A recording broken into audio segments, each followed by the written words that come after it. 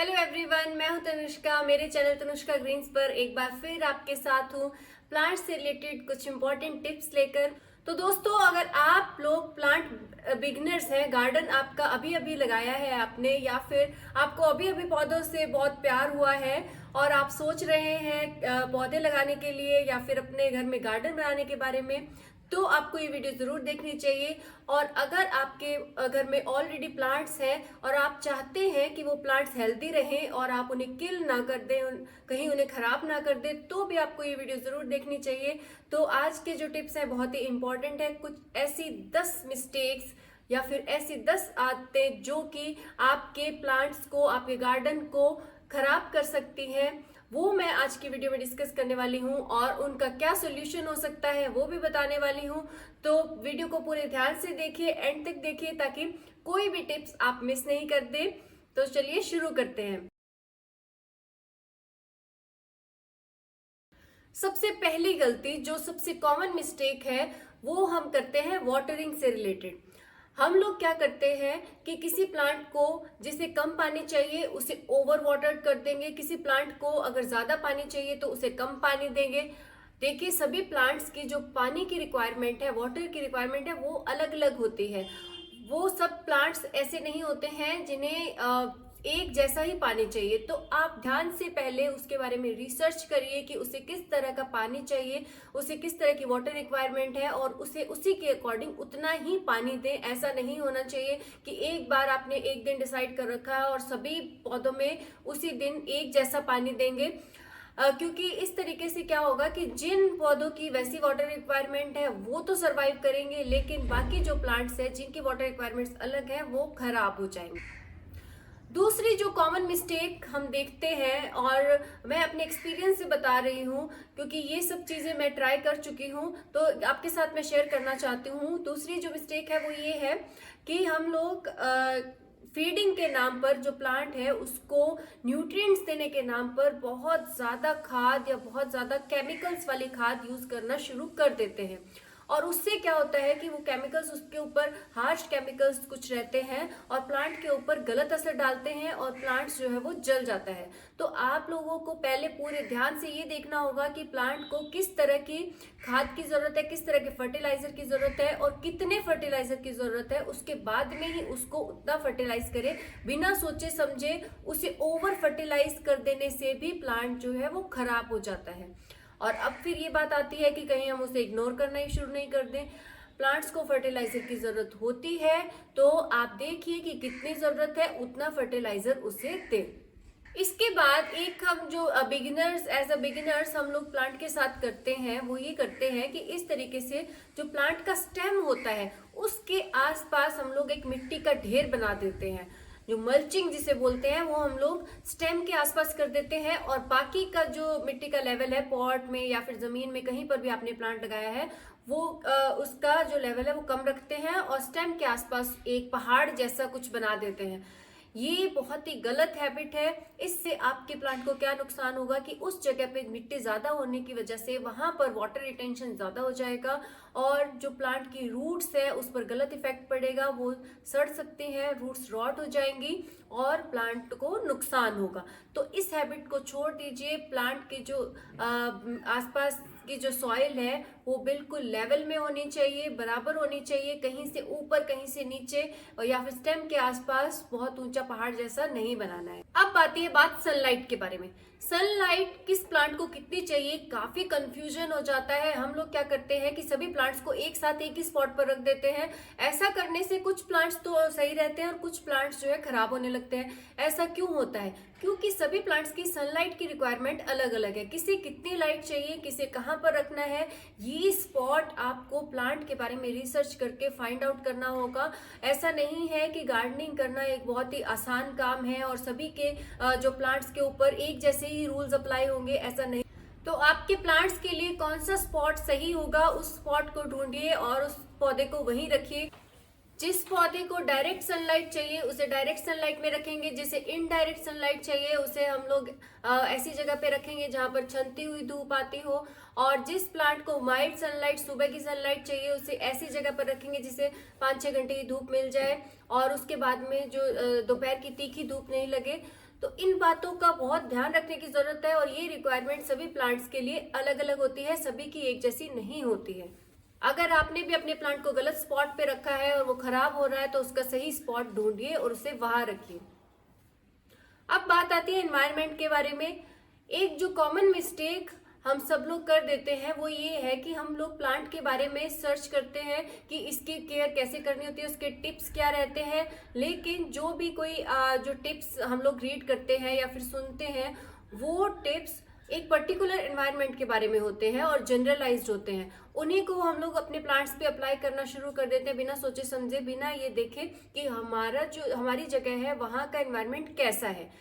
जैसे कि हो सकता है कि किसी ने आपको ये बताया हो कि एक पर्टिकुलर प्लांट के लिए वीक में एक बार पानी देना इनफ होगा, लेकिन आप लोग अगर ड्राई प्लेस में रहते हैं, ऐसी जगह में रहते हैं जहाँ की बारिश बिल्कुल नहीं होती है, तो वहां पर ये रूल अप्लाई नहीं होगा। तो इस तरीके से आपको कोई भी प्लांट के बारे में जानकारी लेते समय ये जरूर देखना है कि आपके घर का, आपकी जगह का एनवायरनमेंट किस तरह का है।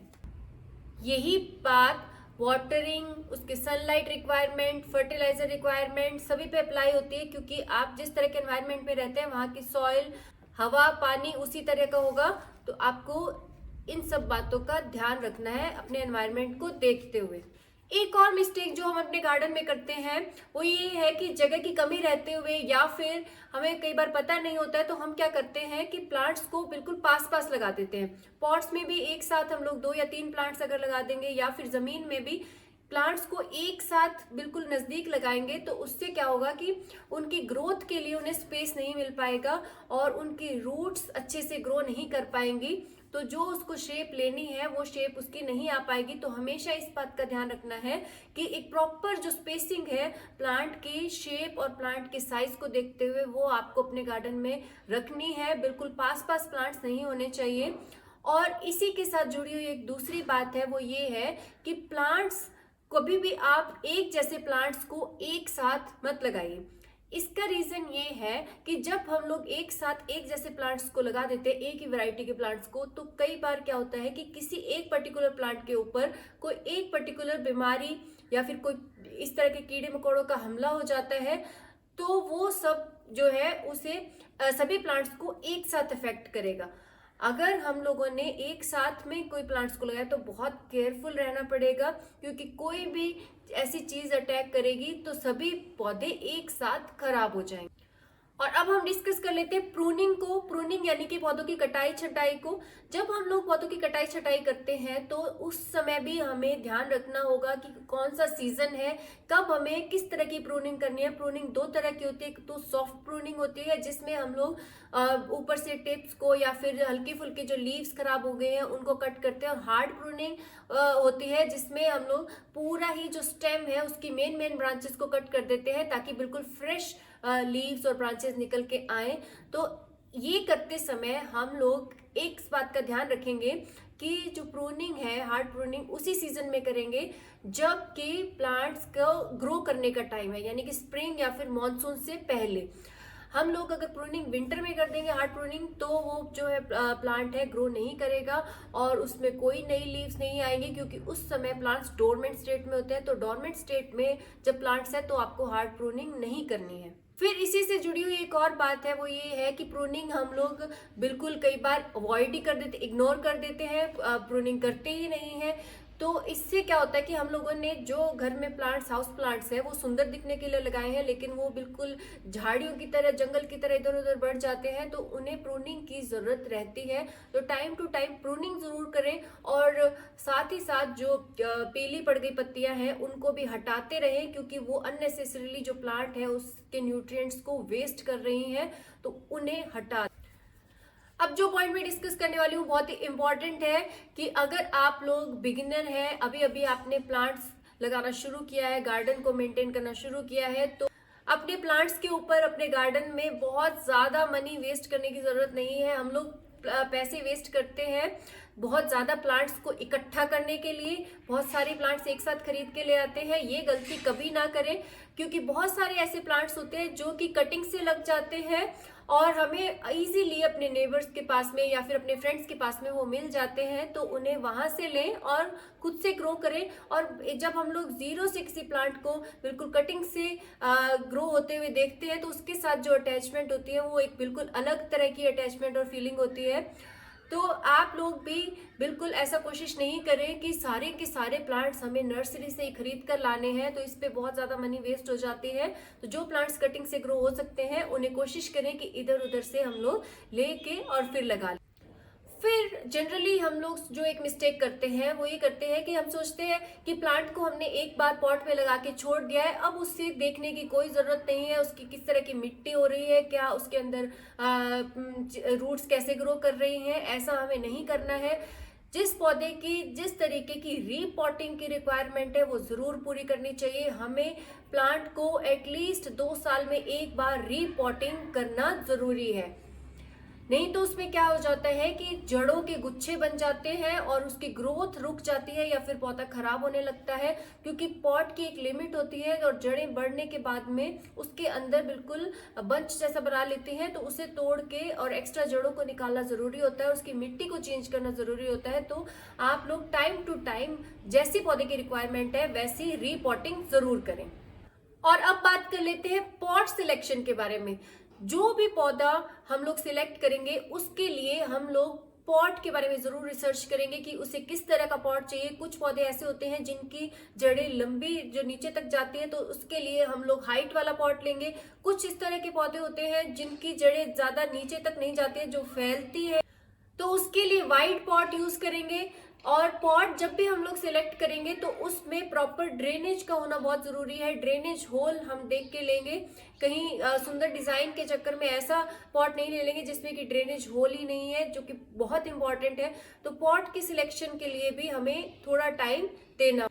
तो ये थी कुछ कॉमन मिस्टेक्स जो हम अपने गार्डन में करते हैं और जिसे हमें अवॉइड करना चाहिए। वीडियो पसंद आई हो तो लाइक जरूर कर दें और चैनल को सब्सक्राइब कर लें।